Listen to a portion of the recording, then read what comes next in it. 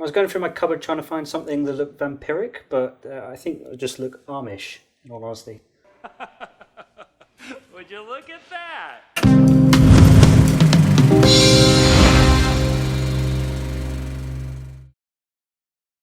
Hello and welcome to Films and That. My name's Sam Hall.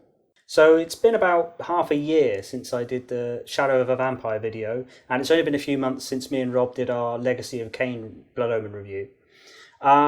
So you may be thinking, why vampires again, Sam, so soon? But what can I say? I really like vampires.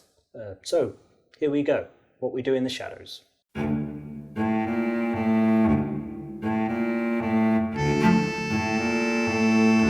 Talking about this is timely for us in the UK anyway, as the TV series of What We Do in the Shadows has only recently debuted on the BBC.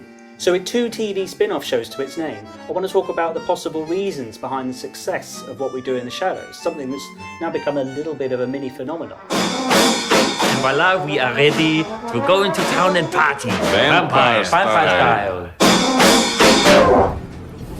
If you're not aware of it, here's a little history lesson. In 2005, friends, fellow comedians and native New Zealanders Taika Waititi and Jemaine Clement co-created a short mockumentary, What We Do in the Shadows, interviews with some vampires.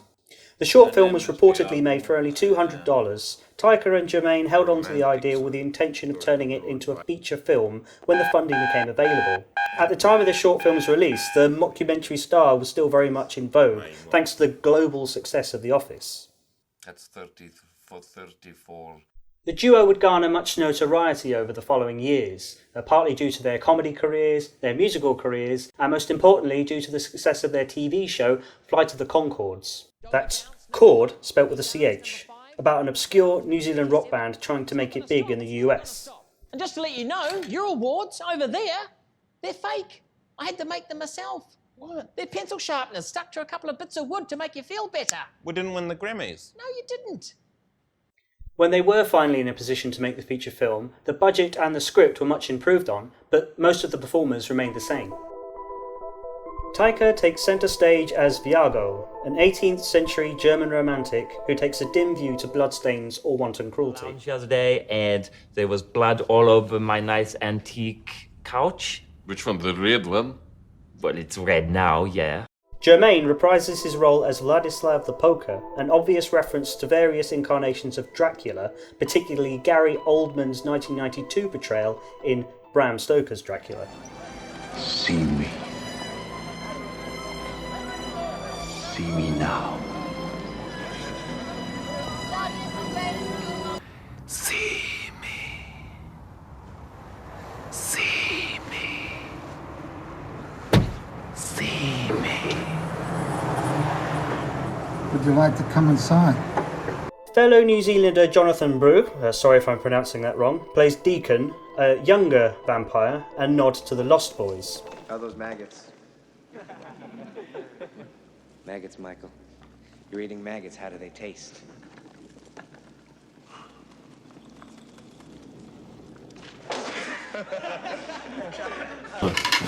They are werewolves. There's worms wiggling around in my plate. It is worm-like, but not actually good. We stole that idea from the Lost Boys, but I put a nice twist on it. Nick, how did it feel to have a snake for a penis? The film includes a number of other characters, minor and major, each referencing a different aspect of Gothic folklore and media. That is, with the exception of Stu, an IT consultant and real-life friend of Taika Waititi, who essentially improvises the roles himself. They cannot hear you. Hi, my name's Stu. I'm a software analyst. I work for a geographic information systems company. What is it? I work for a company that does... On the surface of it, there isn't much that's particularly unique about the film. Mockumentaries have been done to death, and vampire parodies have been going strong, and not so strong, since the Universal Dracula movies. So why is it that this one has not only landed 2 spin-off TV shows, and talks of a possible werewolf-themed sequel, but also given the director Taika Waititi big budget gigs with the likes of Disney, among others? I think the answer lies in the execution. Taika and Jemaine really cared about these characters, and it shows. These soulless ghouls of the night are ironically not soulless at all. They have quirks, they fall in love, they have relatable goals, and there is much that gets on their nerves. But they are also trying to get by in day-to-day life, having fun. It's just they also have to kill people in order to survive. Much like in Gary Oldman's portrayal of Dracula, Taika and Jemaine realised that the success of that film lay not in the loyalty to the source material, but in humanising a demonic character. Take the Nosferatu-inspired Peter, an 8,000-year-old vampire. Genuinely frightening at first, but I think the audience joins the characters in being saddened that he leaves the group later on. I think one of the greatest successes of the script, however, lies in the style of comedy. Not just the awkward deadpan, but I think New Zealanders, like my fellow Brits, realise that one of the greatest character creations is a kind of sad clown, a loser with delusions of grandeur. That way, after witnessing our characters fail so often throughout the film, to see them reach some happy equilibrium by the end lightens the heart to the point that a blood-sucking monster becomes relatable. Then there are the vampire-related jokes. Oh, so many jokes. You can't go to the ball as Blade. He's a vampire hunter. Yeah, but vampires love Wesley Snipes, so it's No, it's inappropriate. That's the beast. The Beast is the name I give to my ex-girlfriend, Pauline. She prefers Pauline. Just leave me to do my dark bidding on the internet. What are you bidding on? I'm bidding on a table.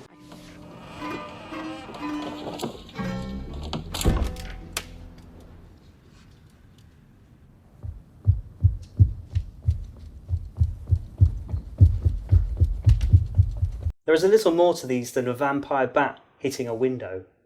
Don't get me wrong, Mel Brooks is a legend, but Dracula, Dead and Loving It misses all the marks that this film hits.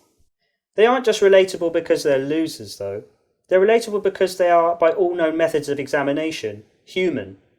More human than, say, Deacon's familiar and servant, Jackie, who actually is human.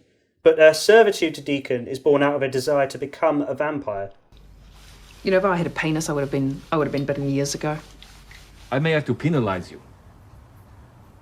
Perhaps another couple of years, perhaps 10 years. So she deliberately leads people to their deaths, not because she has to, but because it's what she's willing to do to get what she wants. Her character reflects this, and although her lines are still pretty funny, she does come across as one of the least sympathetic people in the film by the time the credits roll. Are you a virgin? Oh, yes. No. You were a virgin when we were seeing each other? Yeah, I was 12. You said he was a virgin. Personally, I think Deacon is my favourite. That's mostly down to his solo dancing, but honestly, any one of these colourful undead bloodsuckers win my vote, as they all bring so much to the dialogue. Good point. Wait, let's kill them. Well, let's just see what other safety points they have, and then maybe we're good. The film has so much to offer in terms of quotable lines, it's no wonder it became a meme/GIF phenomenon. I mean, who is going to forget this line? Sorry, We're werewolves. Not What are we?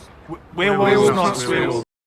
There's a lot of meticulous detail here, not just in the characterisation, but in the mythos. They take their vampire rules very seriously, and they've only built upon this in the TV spin-off show.